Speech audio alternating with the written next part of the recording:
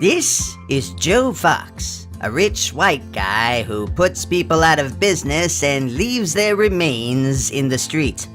This is Kate.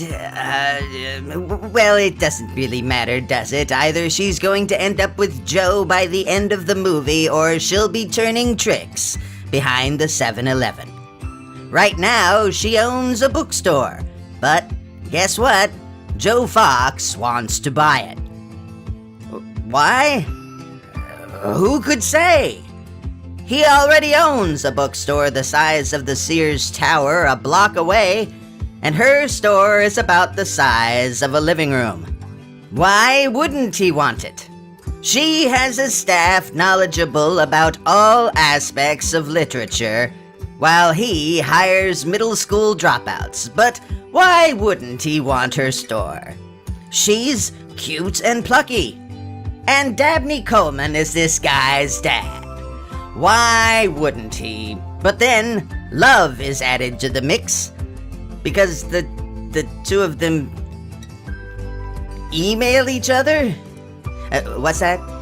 It's a kind of communication. It predated texting.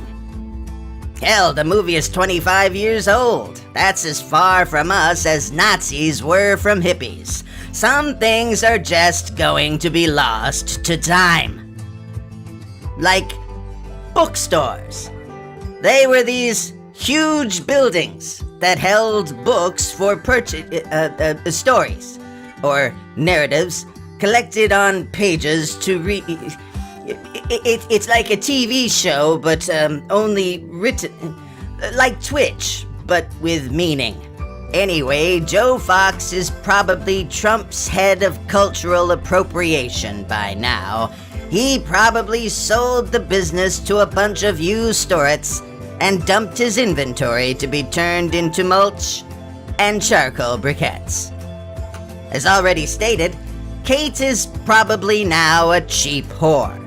She has chlamydia and an entire host of worms that grant her the gift of precognition, if only for 5 to 7 seconds in the future, while simultaneously feasting on what little is left of her brainstem.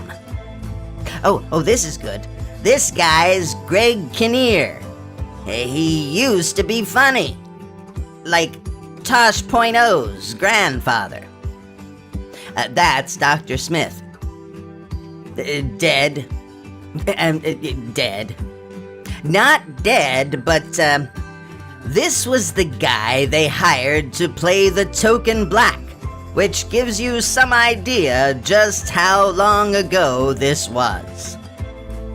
Oh, and this is Steve Zahn. I've got nothing on him. Has he worked lately? Lots of TV?